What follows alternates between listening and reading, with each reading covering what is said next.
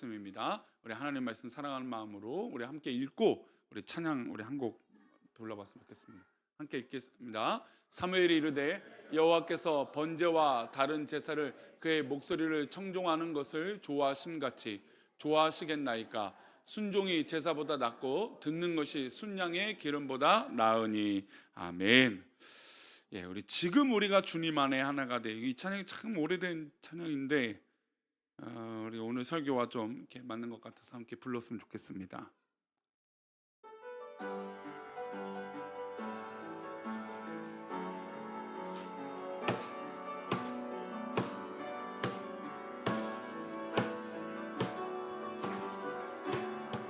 지금 우리가 주님 안에 하나가 되어 바로 주님이 원하시는 뜻대로 주님의 크신 영광 높이는 노래가 되어 온 세상을 아름답게 하리라. 지금 우리가 주님 안에 하나가 되어 바로 주님이 원하시는 뜻대로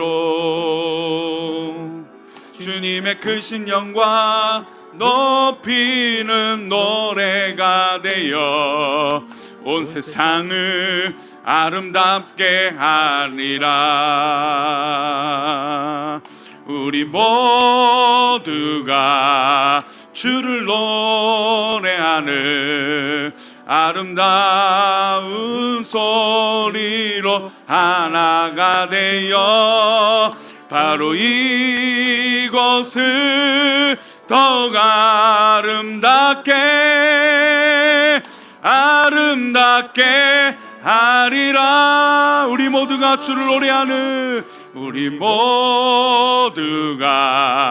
주를 노래하는 아름다운 소리로 하나가 되어 바로 이곳을 더욱 아름답게 하리라. 할렐루야. 바로 우리 성도들이 있는 곳이 또 우리 하나님의 은혜가 있는 곳이 아름답게 될 줄 믿습니다. 오늘 옆에 있는 강원대학교에서는 오늘 지코가 온답니다. 혹시 우리 어른들 아세요? 지코가 무슨 콘지? 지코라고 하는 아주 유명한 남자 가수가 오고 또 에스파가 온답니다. 에스파. 전혀 우리 성도들은 워낙 이게 경건해서 이게 뭔지 에스파가 무슨 판지 이렇게 바람인지 뭐고 그 다음에 다비치가 온대요. 그러니까 다 영어 이름이네. 왜 한글 이름이 없네? 가수들이 지금 그래서 한 3일 전부터 계속 이 밤에 지금 축제를 한다고 동네가 다 시끄러운데, 하지만 우리는 이곳이 아름답고 이것이 귀하고 하나님의 은혜 가운데 있게 될 줄 믿습니다. 아멘. 우리 잠시 기도하겠습니다. 하나님, 지금 우리가 하나님을 찬양하고 높이고 그 아름다운 주님의 사랑을 고백하며 또 우리 안에 놀라운 은혜를 또 고백하고 그 사랑으로 하나 되게 하시고 또 하나님 은혜 가운데 바로 서게 부족함이 없는 이 귀한 예배의 시간 되도록 인도하여 주옵소서. 이 시간 1,000번대로 드려진 예물과 또 범사에 감사에 드려진 예물을 기뻐 받아 주옵시고 말씀을 나눌 때 우리 함께 하시고 우리 귀한 성도들의 건강과 생각과 마음을 인도하시고 붙들어 주옵소서. 감사하고 예수님의 이름으로 기도 올리옵나이다. 아멘. 우리가 상처를 치유받기 위해서 가장 모범적인 건 당연히 예수 그리스도의 은혜일 것이고, 그리고 그 안에 사랑이 있어야 될 것이고, 그 사랑이 담겨있는 공동체인 교회가 건강해져야 상처받은 영혼들을 도울 수 있다라는 겁니다. 최근에 몇몇 이제 제가 요즘 상담을 받은 몇 분이 계세요. 우리 교인들은 아니고 상담받은 연락을 해서 취하신 분이 있는데, 좀 이렇게 마음이 너무 어려워서 교회가 너무 혼란스러워서 이걸 어떻게 할까를 모르는, 그래서 이거를 갈팡질팡 고민이 많은 분이 있었고, 한 분은 개인적인 어려움이 있어서 또 이 죽음의 문턱이 다가오는 듯한 이 어려움 속에 있는 이 두 분을 이야기를 나누면서 기도를 해드렸습니다. 근데 가만히 그런 얘기를 하다마다 이 가장 중요한 회복처는 어딜까?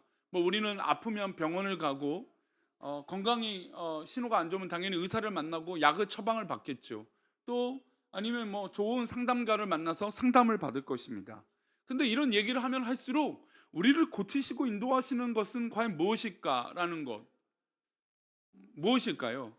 바로 우리 하나님의 은혜, 또 그 은혜로 모여 있는 우리 성도들의 사랑이 있을 때 저는 분명한 회복이 있게 될 것이다 라고 기대가 됩니다. 그래서 두 분을 상담하면서 한 분은 이 근처에 계신 분이라 꼭 우리 교회 오시라, 우리 교회가 참 요즘 참 이 다른 교회와 다르게 참 사랑이 많고 하나님의 은혜가 있습니다라고 이 목사 입에서 자랑스럽게 말할 수 있어서 참 좋았어요.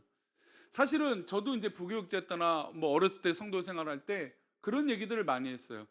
우리 교회 오면 목사님 설교가 좋고, 우리 교회 오면 예배가 좋고, 뭐 그건 뭐 물론 당연한 얘기입니다. 근데 제 입에서 우리 교회가 참 요즘 분위기가 좋습니다라고 하는 건 우리 온 교회에 하나님의 은혜가 있다는 것을 계속해서 느끼고 저 또한 고백이 되니까, 그렇게 상담이 필요하고 위로가 필요한 사람들에게 우리 교회 오십시오라고 하는 말을 자랑스럽게 할 수 있어서 참 감사합니다.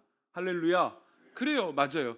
우리 교회가 바로 건강해져야 많은 사람들이 위로를 받고 또 상처를 해결받을 수 있고, 또 그런 공고함이나 때로는 의사가 손댈 수 없는 그 고통과 또 건강의 문제들을 교회 안에서 하나님 앞에 부르짖고 해결받을 수 있다라는 것이죠.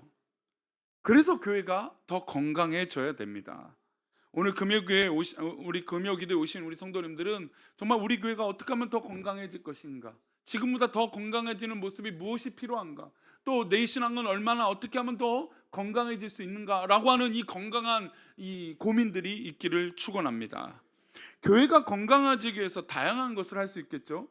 교회가 건강해지려면 우리 성도는 뭘 해야 될까요? 어떤 것을 할 수 있을까요? 첫 번째로 우리가 초대교회를 기억한다면 구제를 해야 된다는 것을 잊지 말아야 됩니다.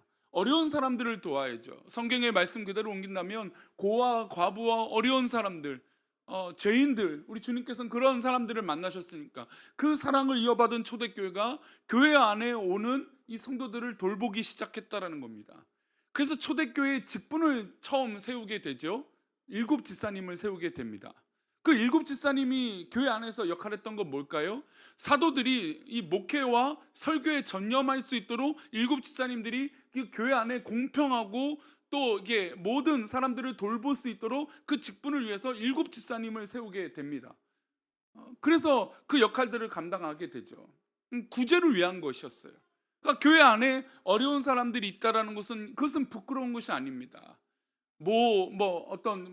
어느 지역 하면 또 이것도 지역 비교가 되니까, 어느 교회는 이 교회에 허름한 옷이나 냄새 나는 분들이 교회에 입장하지 못하는 그런 교회들도 있다라는 거예요. 어려운 사람, 힘든 사람, 상처받은 사람, 또 때로는 우리가 생각할 때 불쌍한 사람들이 교회 문턱을 밟지 못한다면 그는 건강한 교회가 되는 것이 아닌 것이죠. 오히려 물론 우리가 더 예배에 사모함이 되고 또 우리 성도들과 더 정결한 모습으로 해서 우리가 준비된 모습도 있지만, 미처 준비되지 못한 사람들이 왔을 때 그들에게 손가락질이나 곁눈질로 쳐다보는 것이 아니라 정말 뜨거운 사랑으로 품을 수 있는 그런 구제의 마음이 우리 가운데 있어야 된다는 것이죠. 그리고 우리 주변에 의외로 상처받은 사람들이 있어요. 저도 오늘 아침에 이제 운동을 하다가 처음으로, 저는 이제 이 운동하는데 오랜만에 이제 지지난주부터 갔던 것이라 갔는데 저를 이제 한 6개월 만에 보신 분이 있어요. 근데 보니까 저보고 목사님이시냐고 막 옆에서 이제 말하니까 목사님이시냐고 그러는 거예요. 그러면서 하는 말이, 한 분이 저는 무교라고, 그러면서 이게 참 기도가 필요하대요. 말이 안 맞잖아요. 자기는 무교인데 기도가 필요하다는 거예요. 이게 무슨 얘기냐? 지금 현대인 사람들은 이 갈등과 고통이 너무나 심하다라는 거예요. 그리고 이 정말 불합리화된 이런 정말 마찰들과 생각지도 못하는 이상한 일들이 우리 삶 가운데서 내 마음이 괴롭다라는 거죠. 그래서 그 마음을 위로받고 치료받을 곳이 필요한데, 목사님이 계신다니까 자기가 교회가 아니면 기도가 필요하다는 얘기를 서슴없이 한다라는 겁니다. 우리 주변에도 만나는 사람들 가운데 그런 위로가 필요하신 분들이 분명히 있어요. 그게 바로 뭐예요? 구제죠, 구제. 그들에게 하나님의 사랑을 나누고 그들에게 필요한 것들을 도와주고 기꺼이 내가 손해 볼지라도 사랑으로 나눌 수 있는 게 바로 구제라는 것이죠. 우리가 계산을 한다면 구제는 할 수 없는 겁니다. 우리가 주님께서도 오른손이 한 것을 왼손이 모르게, 뭐 사실 내 손인데 어떻게 왼손이 모를 수가 있습니까? 근데 그 정도로 내 마음을 내려놓고 사람을 의식하지 말고 사랑을 나누라는 얘기를 말씀을 하시는 것이죠. 그래서 건강한 교회가 되기 위해서 뭘 해야 된다고요? 구제를 해야 돼요.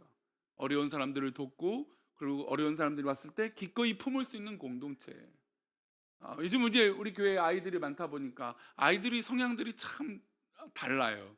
참 모습들이 달라요. 근데 이 목사로서 지켜볼 때 부모님들이 어떤 모습들로 고민할까? 왜냐하면 이왕이면 우리 아이는 뭐가 되기를 바라요? 우등생이 되기를 바라고 천재이기를 바라고 뭔가 뛰어난 아이이기를 기대를 한단 말이에요. 이건 뭐 어느 부모나 마찬가지예요. 뭐 신앙인을 떠나서 다 부모님이라면 내가 키우는 자녀가 월등히 앞서가는 자녀가 되기를 바라요. 하지만 어떠한 강사들도, 아이들을 교육하는 강사들도 천재는 몇 명이에요? 1000명에 1명, 10,000명에 1명밖에 없어요. 우리 아이가 될 확률은, 그러니까 우리 아이들은 지극히 평범한 게 정상인 거예요. 어떻게 보면 뛰어난 사람은, 뛰어난 아이는 오히려 우리한테 평범하지 않은 사람들인 거죠. 그러니까 대부분의 우리 자녀들은 평범해요. 근데 누구 눈에는 이 아이가 비범해 보여요? 부모의 눈에는 비범해 보이죠. 특별해 보이죠. 그래서 교육 상담이나 어떤 뭐 학회가 열리거나 뭐 교육학이 이게 열리면 자녀 교육에 있어서 부모들은 내 아이는 천재다고, 내 아이는 우등생이라고 막 기대를 해요. 하지만 그 1등 강사들이 늘 첫 번째 하는 얘기는 무엇인 줄 아십니까? 한번 따라하세요. 내 아이는 지극히 평범하다. 예, 그 얘기를 한다는 거예요. 내 아이가 지극히 평범하다는 걸 인정해야 자녀 교육에 접근할 수 있다는 거예요. 그래서 그 자녀 교육을 할 때, 그러니까 저도 이제 그렇게 보지만 이 아이들이 성향이 다 달라서 부모님들이 아이들을 볼 때는 다 사랑이 정말 꿀이 떨어지는 눈으로 본단 말이에요. 근데 장난이 쳐도 툭 한 대 치면 누가 기분이 나빠요? 애들이 기분 나쁜 게 아니라 부모가 기분이 나쁜 거예요. 그러니까 그게 의식하지 않더라도 이 목사의 눈에는 보여요. 우리 부모들은 그래도 좀 덜해요. 덜한데 제가 이 큰 저기 동강교회 사역했을 때 아이들이 막 한 타임에 100명이 넘으니까 예배 끝날 때 아이들이 부모님들이 막 이렇게 기다려요. 근데 끝나고 나올 때 지네들끼리 막 싸우고 막 티격태격 하잖아요. 그러면 그 부모들은 누굴만 보냐면 자기 자식만 보는 거죠. 근데 자식이 다 지금 맞았다, 때렸다, 뭐가 뺏겼다 이러면 막 속상해갖고 불이 났게 달려와서 그 담당 선생님한테, 아니 교육자한테 와갖고, 아니 아이들 교육을 어떻게 시키길래 이 아이들가 이렇게 합니까? 막 이런 이야기들을 한다라는 거죠. 지극히 정상인 아이들에게 하나님의 사랑을 깨닫게 하고 나눌 수 있는 이 구제의 마음을 가르치는 것은 굉장히 좋은 것이에요. 근데 제가 볼 때는 이게 막 불안한 거예요. 부모님들이 저기 지켜보니까 염려가 되죠. 걱정이 되죠. 근데 우리 신앙인들은 먼저 이 나누고 사랑할 수 있는 마음이 기꺼이 내 아이들조차도 라고 하는 마음을 가질 필요가 있어요. 그러니까 내 아이가 소중하지만 이 아이에게 진짜 소중한 걸 가르치는 건 내가 억울하다 이것도 가르치는 게 아니에요. 그러니까 우리 부모님들이, 우리 요즘 최근에 아이들, 우리 이제 아이들에게 가르치는 게 뭐냐면, 야 억울하면 안 돼. 억울하면 너도 때려. 그래서 어딜 보내요? 태권도 학원을 보내죠. 너도 가서 때려라 이거예요. 물론 맞고 다닌다라는 건 정말 안 되는 일이겠죠. 때리는 일도 있어서는 안 되겠죠. 근데 그게 억울하다라고 가르친다라는 거예요. 같이 지내고 또 화합하는 마음을 가르치는 게 아니라, 야 너도 맞았으니까 너도 때려. 선생님이 그랬어 그럼 나도 그렇게 할 거야. 부모님이 가서 선생님들을 괴롭히고 그런단 말이죠. 그러니까 우리 사회는 지금 막 억울함이 너무 많단 말이죠. 그게 뭐 자녀를 키우는 가정이든 우리 뭐 어른들도 마찬가지고, 억울한 일 있으면 여기서 참을 분들은 아마 아무도 없을 겁니다. 그래서 우리는 구제한다라고 하는 마음이 우리 가운데 훈련이 되어져야 돼요. 교회는 구제하는 마음이 첫 번째 필요합니다. 두 번째, 또 뭐가 있을까요? 교회가 건강해질 수 있는 비결 뭐가 있을까요? 성도님들 한번 고민해 보셨습니까? 두 번째로는 복음 전파하겠죠. 당연히 교회가 건강해질 수 있는 건 선교 사역입니다.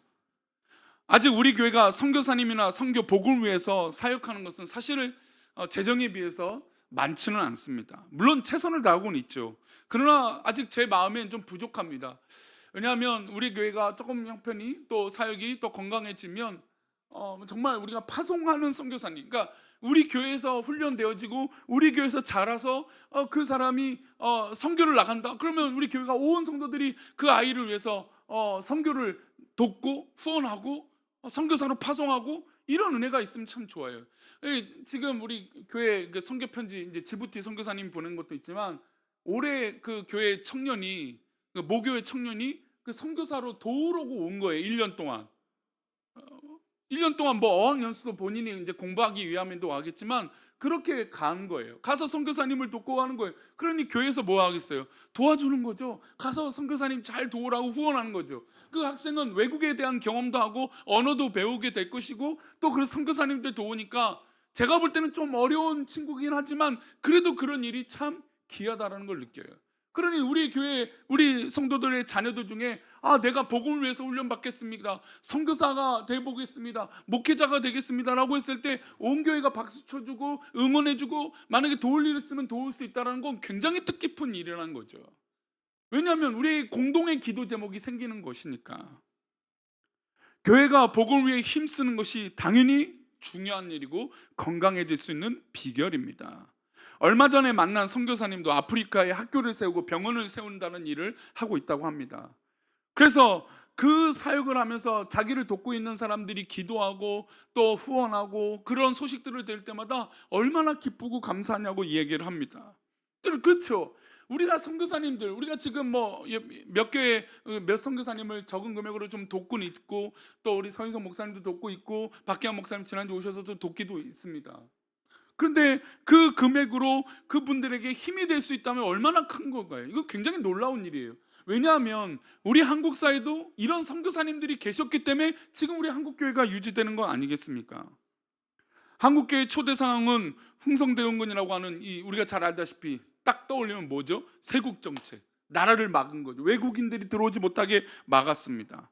물론 강대국이라고 하는 이 서양의 국가들이 정말 이 힘을 앞세워서 강탈하고 빼앗는 일들이 너무나 많아서 또 뭐 불가피한 일도 충분히 이해는 됩니다. 하지만 우리가 이 신학적으로 선교적으로 볼 때 선교의 문이 조금 더 빨랐으면 어떻게 됐을까라고 하는 생각도 해볼 필요가 있다라는 것이죠. 선교사님들이 어쨌든 늦게 들어오게 됩니다. 제가 얼마 전에 이제 덕수궁을 가볼 일이 있어서 오래간만에 아내와 함께 덕수궁 돌담길을 걸었습니다. 그런 말이 있죠. 덕수궁 돌담길을 걷다가 싸우면 안 된다고, 헤어진다고. 그래서 꼭 손을 잡고 잘 걸었습니다. 근데 이 덕수궁 돌담길에서 이제 왼쪽 편으로 쭉 걷다 보면 뭐가 나오냐면 이화여고가 나오고 뭐 이제 정동제일교회가 나오고 뭐 이런 유명한 교회들과 학교가 나와요. 근데 학교에 이번에 이화여고가 거기 있는데 뭐라고 써 있냐면 개교 139주년이라고 써 있어요. 그래서 첫 번째 행사가 뭐냐면 그 이화여고를 시작하셨던 선교사님의 이름을 기념해서 딱 적어 놓은 거예요. 그것을 걸으면서 참 감동이 됐어요. 야, 그래, 우리 한국 사회가, 한국 교회가 빚진 것이 있다. 바로 이런 선교사님들이 학교의 문을 열고 이 사실은 조선시대에 얼마나 무지합니까? 무지한 나라잖아요. 그런데 이 나라에 글을 가르치고 또 서양의 문화를 가르치고 이런 것, 또 술을 끊게 하고 담배를 끊게 하고 새벽에 일어나게 해서 근면성실하게 만드는 역할들, 그리고 문맹률이 너무나 높았는데 공부하게끔 만들었던 이 일들, 학교를 세우고, 우리가 알다시피 한국 사회의 유수한 학교들은 다 누가 세웠습니까? 선교사님들이 세웠던 학교들이죠. 그런 은혜가 바로 우리가 후원하고 있는 선교사님들 가운데 있다라는 거예요. 그런데 만약에 우리 교회 가운데 그런 선교사님이 한 분이 세워져서 파송이 된다? 얼마나 기가 막힌 일입니까? 제가 동강교회에서 가장 감동이 됐던 이 선교사님을 만난 적이 있는데 솔로이신 여자 선교사님이세요. 근데 이분이 아프리카에서 사역을 하시는데 그 나라에서 대통령이 와서 공항에서 마중을 나올 정도로 환송을 하시는 선교사님. 병원을 만들고 학교를 만드는데 병원도 막 몇 개를 만들어내요. 그래서 우리 한국에서 이 삼성이나 LG에서 뭐 그런 상들이 있거든요. 사회에 이바지하고 전 세계적으로 이바지하는 분들을 시상을 하는데, 이 백영신 선교사님, 나중에 한번 검색해 보세요. 백영신 선교사님. 이 백영신 선교사님의 이름이 늘 거론돼요. 거론돼요. 그리고 그분에게 상금을 주는데 얼마를 주는지 아세요? 나라를 빛냈다고, 세상을 빛내게 했다고 2억 10억씩 줘요. 세상이 상급으로. 근데 그걸 가지고 또 어디로 갑니까? 아프리카 가서 병원 져주고 학교 져주는 거예요. 그러니 대통령이 나와갖고 마중해 주니 이번에도 병원 져줘서 고맙다고. 여러분, 만약에 우리 교회에서 그런 선교사님 한 분이 나온다면, 물론 그런 어마어마한 일을 해서도 좋겠지만, 그런 일들을 이바지할 수 있는 이 귀한 신앙인이 선교사님이 나온다는 거 얼마나 우리에게 뜻깊은 일이겠습니까? 그러니 기도할 여력이 생기고, 우리도 응원해 줄 힘이 나지 않겠습니까? 그래서 교회는 복음을 위해서, 선교사님을 위해서 힘써야 되는 거예요. 수요일 날 얘기를 듣다 보니까 우리가 학교 전도를 하고 또 이렇게 물품들을 나눠주고 전도를 합니다. 근데 한 분이, 학부모가 전화가 왔대요. 그래서 그거 좀 애들 나눠주는 거 좀 안 하면 안 되냐고, 그렇게 전화가 왔다는 거예요. 우리 아이가 안 먹고 싶어, 나는 안 먹이고 싶은데 우리 아이가 그것 때문에 유혹에 빠질까봐 걱정이 된다라는 거죠. 사실 그게 결론은 그겁니다. 근데 뭐 말도 안 되는 얘기를 가지고 이야기를 끄집어내는 거죠. 근데 그 얘기 듣고 참 마음이 아팠어요. 근데 그럼에도 불구하고 여러분, 이것은 우리에게 기도 제목이 되는 거예요. 왜요?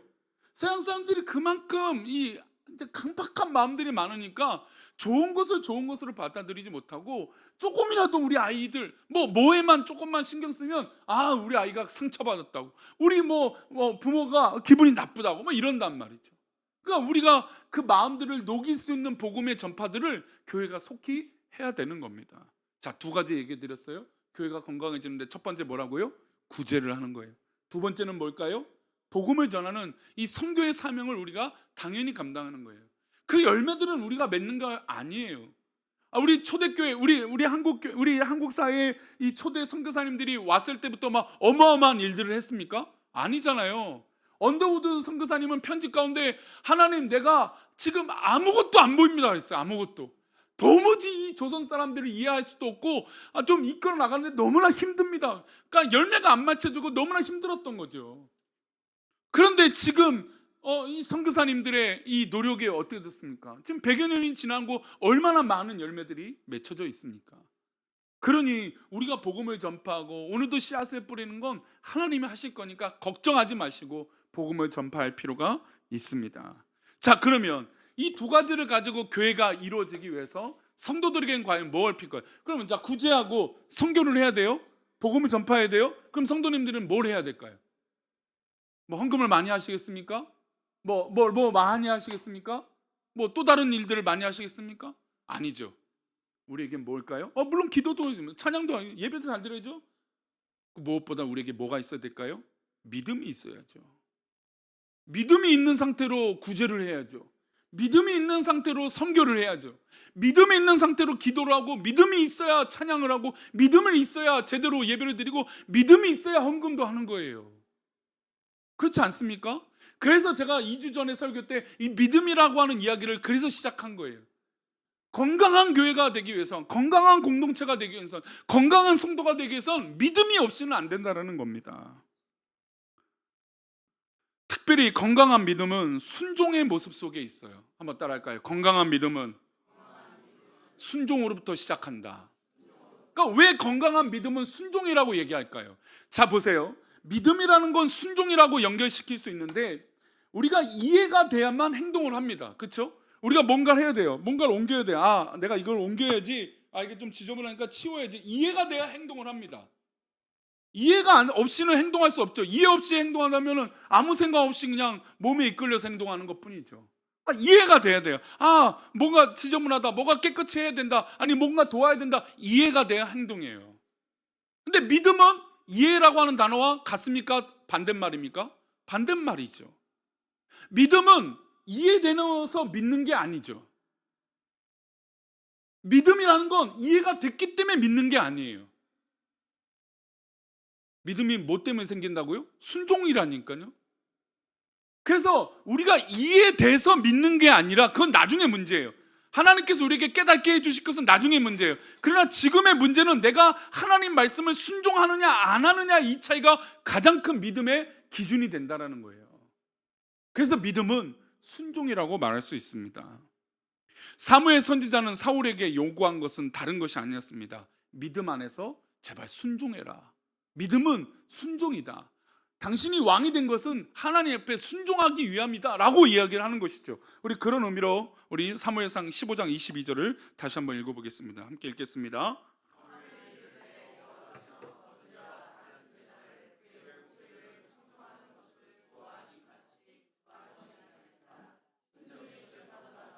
듣는 것이 순양의 기름보다 나은. 사무엘이 이렇습니다. 여호와께서 번제와 다른 제사를, 그의 목소리를 청종하는 것을 좋아하시는, 그러니까 예배를 좋아하신다. 근데 좋아하는데 믿음이 없는 것, 즉 제가 오늘 뭐라고 했습니까? 믿음이 순종이 했잖아요. 이 믿음이란 단어를 순종이라고 하는 단어와 연결시킨다면 믿음이 있는 제사가 훨씬 낫다라는 거예요. 그러니까 순종이 없으면 어떤 제사들은 아무 의미가 없다라는 것이죠.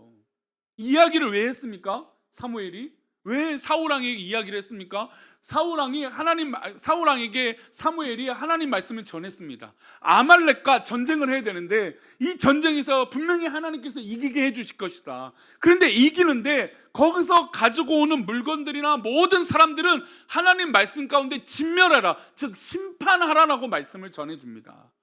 그러니까 진멸이라고 하는 단어를 제가 종종 말씀을 드린 적이 있습니다. 진멸에는 단 1%도 허용되는 게 없어요. 하나님께서 진멸하라고 말씀하시면, 헤렘이라고 하는 이 히브리어로 진멸하라고 하시면 단 1%도 허용될 수 없이 무조건적인 순종이에요. 그러니까 진멸되어져야 돼요. 그러니까 하나님께서 진멸하라 라고 했어요. 심판하라. 사울왕에게 주신 사명인 거죠. 근데 사울왕이 전쟁을 하다 보니까 거기 있는 아말렉 사람들이 너무 기회인 거예요. 이게 데려와서 일꾼으로 삼으면 좋겠다. 게다가 거기 있는 전리품이죠. 전쟁의 부산물을 얻는 이 전리품을 가져다 오면, 생각해보니까 누가 더 윤택해지겠습니까? 왕도 윤택해지겠지만 이스라엘 백성도, 자기가 왕이니까 내가 이 전리품을 취해서 백성들에게 나눠주고 군인들에게 주면 군인들의 사기가 높아지겠다.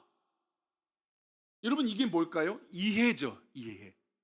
합리적인 것이죠. 근데 믿음은 뭐라고 말씀드렸습니까? 순종이라니까요.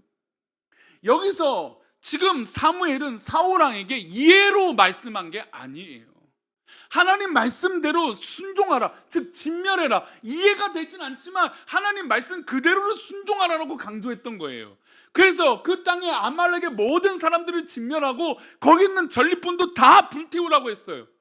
근데 사울왕이 왕으로서 보니까 아닌 거예요. 잘 보세요. 우리가 판단해 볼 때 어떤 게 더 현명한 겁니까?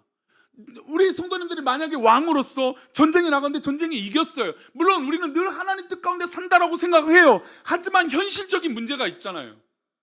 그 현실적인 문제에 딱 맞닥뜨렸을 때 이거를 과연 어떻게 생각하실까? 그때는 믿음으로 보지 않는다라는 거예요. 그때는 내가 옳은 거, 내가 해왔던 습관대로, 내가 해왔던 방법대로 하는 게 우리라는 거죠. 그러니까 사울왕도 자기가 왕이니까 자기가 해왔던 대로 한 거예요. 뭐예요? 전쟁에 나가서 이기면 종으로 삼을 사람들을 잡아다가 종으로 삼게 하고, 똑똑한 사람들은 교육을 시켜서 잘 발전시킬 수 있도록 뭔가 이 연구에 관련된 일을 맡기고, 전리품은 딱 취해서 군인들에게 나눠주고 백성들에게 나눠주고 왕국을 더 화려하게 만들면 얼마나 좋은 일입니까? 사울왕이 맨 처음 이 전쟁에 나갈 때 믿음이 없이 나간 게 아니에요. 하나님께서 이기게 해주신다니까 나간 거죠. 근데 막상 그 일들을 할 때 우리 현장에 일어나는 질문들이 있다는 거예요. 우리 현장에서 일어나는 질문은 뭡니까? 순종을 하느냐 안 하느냐의 질문이에요. 하나님 말씀대로 내가 순종하고 있느냐 안 하고 있느냐를 하나님께서는 그 순간에 묻고 계신다라는 거예요. 우리가 일주일 동안 주일의 말씀을 받고 우리가 이 세상에 나가서 살아갑니다. 여러분, 우리는 얼마나 많은 좋은 이야기를 듣는지 몰라요. 예배 시간뿐만 아니라 우리가 보는 휴대폰으로 관련돼서 참 좋은 이야기들 많이 듣습니다. 여러분, 그것은 수많은 정보들이 있고 이 사실들이 있어도요, 이것을 실천하느냐 안 하느냐, 이건 다른 거예요. 그런데 더욱더 믿음의 사람들은 하나님 말씀을 붙잡고 순종하느냐, 이것은 차원이 다른다는 거예요. 교회가 더 건강해지려면 어떻게 하라고요? 순종해야 된다고요. 내 믿음이 더 건강해지려면 어떻게 하라고요? 순종해야 된다는 거예요. 여러분, 하나님 말씀에 순종하는 건 뭐 목사에 순종하라고 하는 이런 이 단순한 얘기를 드리는 게 아니에요. 정말 하나님 말씀에 붙들림 받고 그 말씀을 대로 살겠다라고 하는 그 순종이 있을 때 하나님은 그 순종하는 그 분들에게 믿음을 보신다라는 거예요. 아, 믿음을 보고 있구나. 여러분, 아담과 하와가 범죄했습니다. 뭘 못해서 범죄한 건가요? 순종하지 않아서 범죄한 거죠. 하나님 말씀이 먹지 말라고 하는 이 말씀을 붙들고 순종만 하면 되는 거예요. 그러나 이해가 안 되는 거죠. 왜요? 저기 나무를 보니까 뱀이 말한 대로 보암직도 하고 먹음직도 해 보이는 것이죠. 그러니까 내가 말씀을 받아도요, 삶의 현실에서 맞닥뜨리는 문제들이 있다라는 겁니다. 그 문제들이 일어났을 때 내가 과연 어떻게 바라볼 것인가, 이걸 믿음의 눈으로 순종할 것인가, 그것은 누구의 책임일까요? 바로 우리의 책임이에요. 우리의 믿음인 거죠. 우리의 믿음이 그 말씀을 붙들고 나아가느냐 안 나가느냐는 바로 우리의 판단이라는 것이죠. 하나님께서 우리를 보시는 것입니다. 하나님을 떠나 있는 아말렉을 심판하는 하나님의 목적이 있었지만 사울왕은 눈에 보이는 이해관계를 따지기 시작했던 것입니다. 사울왕에겐 믿음의 순종이 필요했지만 믿음의 순종이 되지 않았던 거예요.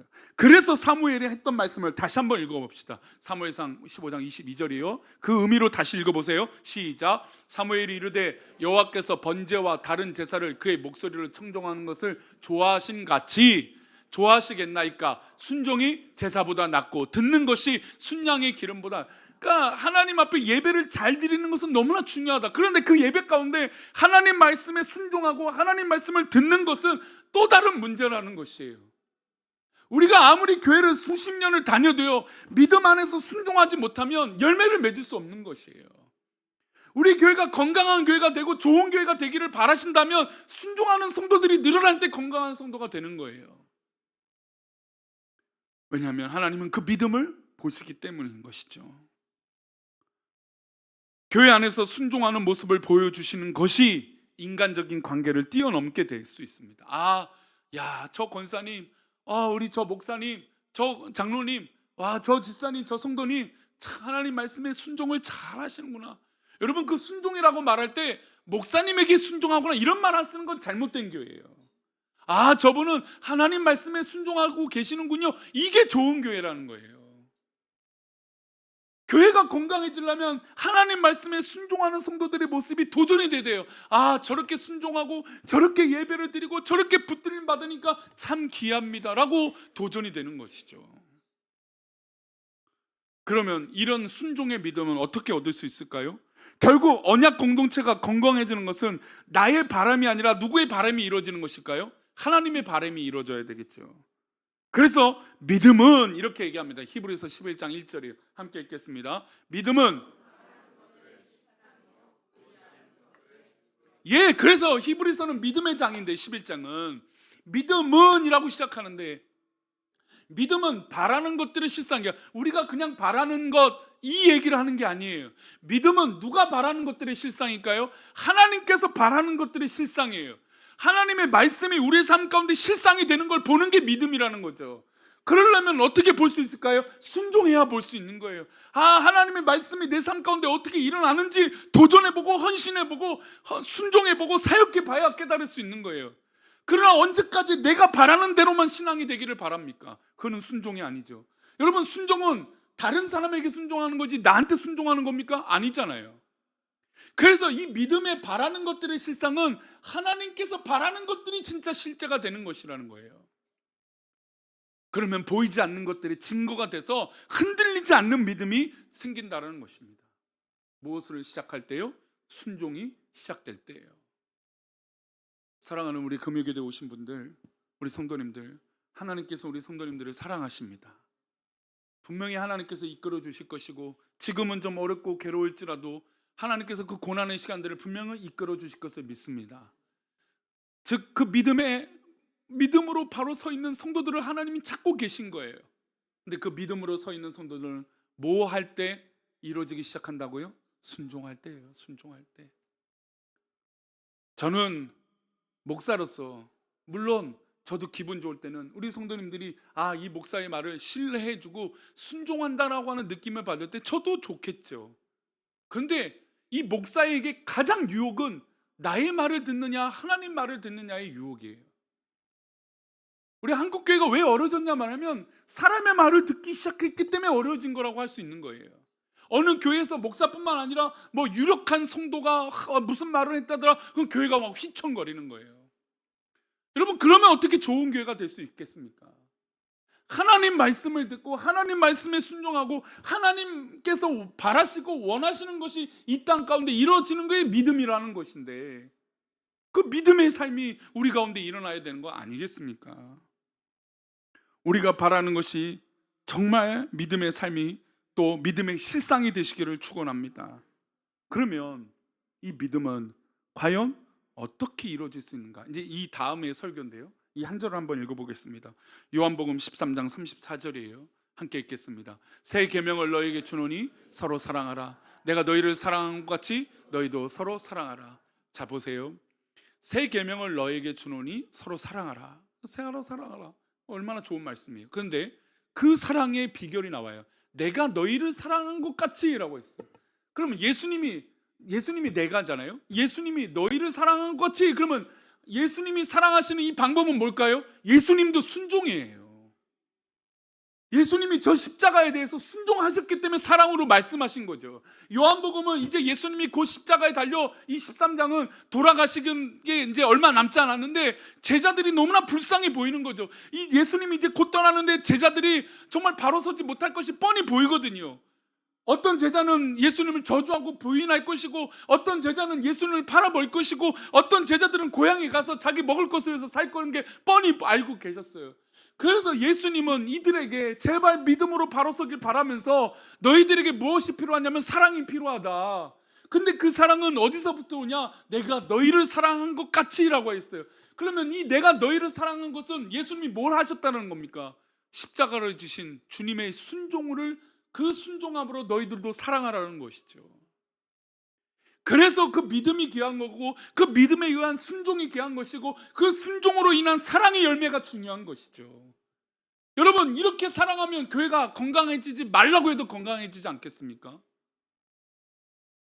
교회가 건강해질 수 있는 비결은 바로 이 사랑 아닙니까? 우리가 지금 상처받은 사람들을 어떻게 위로할까 하는데 이 사랑이 있어야 되는 거 아닙니까?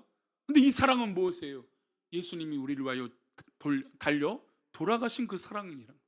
예수님도 하나님께 이 잔을 제발 나에게서 옮겨달라고 기도하시지 않았습니까? 그만큼 어려운 일이지만 하나님 앞에 순종하고 그 사랑의 열매를 우리에게 허락해 보여주신 거 아닙니까? 그러니 우리도 주님을 사랑하고 주님께 영광 돌리며 믿음으로 살아가서 그 믿음으로 순종함으로 이뤄내는 우리 교회가 더 건강한 그런 교회가 되기를 축원합니다. 우리 한번 따라할까요?